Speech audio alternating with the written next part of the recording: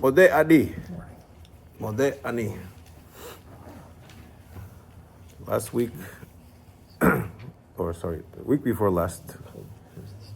You cold? The week before last, we discussed this sikha from the Rebbe, where he analyzes Modeh Ani in 5 different levels. And again, we're not really learning that sikha, not only not in depth, but not even all the details. We did mention a brief explanation of Modeh Ani in Pshat, in Remez, in Drush, in Sod. We wanted to go to Chassidut and see what Chassidut does to it, specifically to Pshat. And if you learn this sikha, you could see what Chassidut does to Remez, to Drush, and to Sod itself. But we're only learning today what it does to Pshat.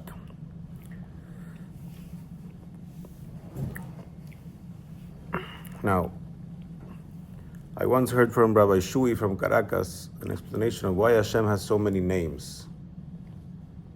You have Yud-Hei-Vav-Hei, you have Elokim, you have Kel, you have Shakai, Tzevakot, a whole bunch of names. So, dude, just have one name. Why you need so many names? Yeah.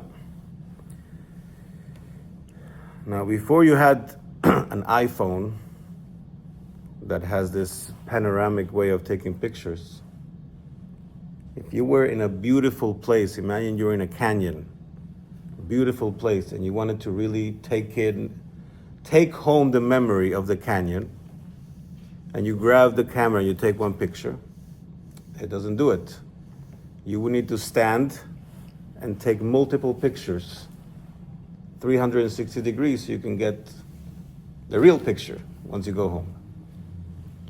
Now with the iPhone, for years now, you can do the panoramic thing, and then you can have a big picture.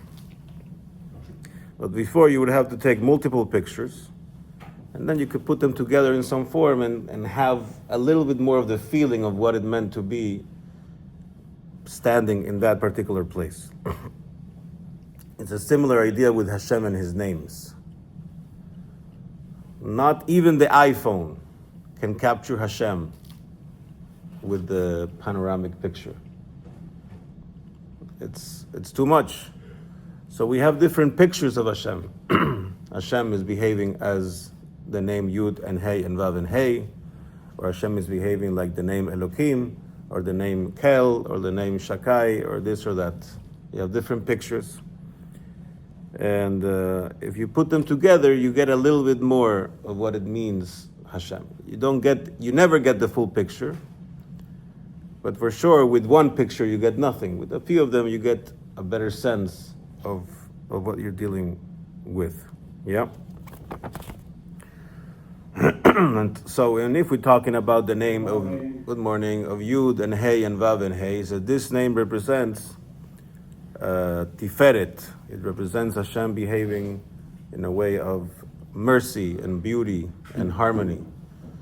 The name Kel, Aleph Lamed, I'm just trying not to say the name, is Hashem behaving in a way of chesed, of kindness.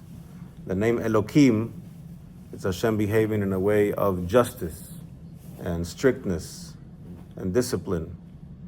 Right? I'm just going through Sefirot. Really, the 7 major names go through the 7 emotional Sefirot. That's really what they do. But what if you want to connect to Hashem? Not to Hashem as He's behaving as Elokim. Not to Hashem as He's behaving as Kel or Shakai or this. I don't want to connect to Hashem as He's behaving as this particular picture. I want to connect to the real thing. 360-degree, full-blown connection to Hashem Himself. Yeah? How do I do that? Don't you have to follow the sitter, whatever form he's referred to in that? The Siddur is full of names, so... Oh, no, but what I'm saying is by following that, wouldn't you connect on... Oh, the different names are used there. Correct, but I don't want to connect. Again, the names are pictures. right? Okay. But even all the pictures together, it's not the full thing. You can never take enough pictures of Hashem to have the full picture. Mm-hmm. But I wanted to connect to Hashem himself, not to one or multiple pictures. Is that possible? So you have to go above the name. I want to connect to Hashem not as he is behaving as one of these names. I want to connect to Hashem himself. You have to go above the name. So have this in mind, and let's go back to what we explained about Modeh Ani. Modeh Ani, you read it in the morning, right when you wake up, right? And you're thanking Hashem for giving you back your neshama. And it says, I thankfully acknowledge you, living and enduring King, for you have compassionately restored my soul within me. Great is your faithfulness. Now, what did we say in Pshat? You got it? Yeah? I translated correctly? What did we say is the explanation in Pshat? We said that hundreds of years ago, when people would wake up, they would say the blessing of Elokai Neshama, which has more or less the same feeling. Elokai Neshama Shnatata Bi, the soul that you gave me, Hashem, is pure, you gave it to me, you breathed into me, you're thanking Hashem for your Neshama. So why do we need Modeh Ani? We said from the level of Pshat, because your hands like to move around at night, and you probably touch something that is usually covered, hence your hands are impure. You weren't here when we said this? I'm just thinking of what you're saying. If your hand touches anything that is usually covered, which doesn't have to be something that makes you laugh, it could just be like in here, right? Then technically you have to wash before you want to daven. Even if you scratch your hair inside, technically, if you want to wash, yes, if you don't have hair, it's easier. I don't know, actually. We have to check what's the halachas if you don't have hair and you scratch your scalp. I don't know. Anyways, so from a level of Pshat, your hands are impure. And this is not even connecting to what we said, that sleeping is a 60th of death. And when you wake up, kind of some of the impurity is left in your hands. Pshat is not even talking about that. So he says, what can we do when we wake up? We don't want to wait till we get dressed and go to the bathroom and wash our hands to thank Hashem for giving us a neshama back. We want to do it right away. Because usually when you're about to eat something, you don't eat it and say, oh, that's yummy, and then say a bracha. You first say the blessing and then you eat. So really before waking up and enjoying a new breath of life, you should say a bracha. But we can't, we're sleeping. So we have to say it when we wake up. But I can't say it because my hands are impure. So someone said, you know what, let's come up with a nice line that says thank you, but it doesn't say Hashem's name. And because you didn't say Hashem's name, you're allowed to have your hands impure. You got it. And that is, according to Pshat, Modeh Ani. So, it sounds like a mediocre, low-level prayer. It's like, because you guys are dirty, we're going to have to come up with something for you. Because if I am a tzaddik, supposedly, and I know at night my hands are perfectly still and they don't touch anything, I wouldn't have to say Modeh Ani. I could go straight to Elokai Neshama, based on this explanation. But comes Chassidut, and Chassidut turns on the light. What does it mean, turns on the light? We could right now be in this shul, and because we don't have a switch, I can't physically turn on the light to show you. But we could be in the shul, and we could do everything we do in the shul, pray and do the minyan, everything with the lights off. Again, you wouldn't be able to appreciate how the curtains look like the koisel. and you wouldn't be able to scan the QR code to give tzedakah, and you wouldn't be able to read the names in the paroches by the Aron HaKodesh. There are certain details you wouldn't be able to see, but you could sit down here, put your tefillin, and pray from memory. But then someone turns on the light, and you realize, oh, look, that was already here. I just didn't realize that the koisel is in the windows, and there's a clock there, and right? What's the name of the curtain? What's the name of the curtain? Nasan. I can't even read It's it. somebody's actual. I thought there was something. Some No, special whoever Hebrew- donated some Hebrew the- message there. Whoever donated the No, thing. but you mean Baruch.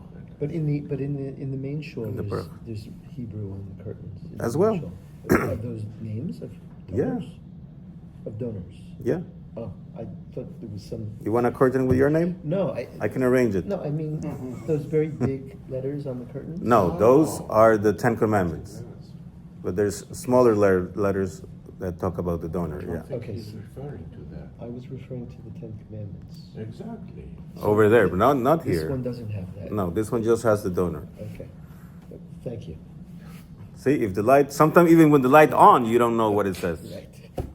I'm completely, And then I'm completely in the dark. we just Yeah. flip the light on in David's mind. Baruch Hashem. All right. So come Chassidut and turns on the light. People say Chassidut, that you're still inventing things. You come here, you're changing Judaism, you're doing something different. Why are you changing? So we're not changing anything. All Chassidut is doing is a flashlight. Look! Look what is already there. It's always been there. So if we turn on the light and we shine it on Modéani at the level of Pshat, what do we see? We see that really the Modéani is not that we're not going to put in Hashem's name because we can't say it because we're impure. They came up with a prayer that is non-impurifiable. I know that's not a word, but you understand what I mean. You cannot impurify, you cannot make impure this prayer. Not because it's a mediocre prayer without Hashem's name, because it's a very high prayer that connects to Hashem above His name. There's no Hashem's name, but He is mentioned. No. You. Not you. It says Okay. you. Okay. Modéani lefanecha. That Yud, I am thankful to you. Who is you? Hashem. But not in any name, right? It's not a particular name. It's a connection. Just think about yourself. No? I am Daniel. I am a father. I am a husband. I am a programmer. I have different hats. And so you could connect to me in different ways. Or you could just say you. Or I can say I. Me. Not this or that. You just gotta be careful with those pronouns. Whatever, yeah. Whatever pronouns you want to tell me, it's fine. So, and so here we are trying to connect to Hashem Himself, not to a picture of Him, but directly to Hashem Himself. So it's not mediocre, it's not a low-level prayer that is the fault that our hands are impure. It's an incredible prayer. Probably could be in the whole book, in the whole Siddur, the most powerful prayer in that whole book, you could argue is that first line, Modéani, which we say right when we wake up, so that we start the day with a bang, where we're going directly to Hashem, as we're starting to transition back into our body. Our neshama is transitioning back into the body after having a nice shower and massage upstairs while we were sleeping. We start the day with strength, recognizing Hashem's presence in front of us. Not Hashem in one of His favorite costumes. Not Hashem behaving like one of the pictures, but Hashem himself. Hashem in essence. And so this is Chassidut, turning on the light on the Pshat of Modeh. If you learn this Sikha of the Rebbe, you can see how it turns on the light in Remez, in Drush, and in Soid. And this is what Chassidut does all over. It's just turning on the light. It's not coming up with a new Yiddishkeit. Just we didn't have the lantern before. It started with the Baal Shem Tov. Hashem says, start lighting this up. I need people to see more. We need people to see more of what's there as a preparation for the coming of Mashiach.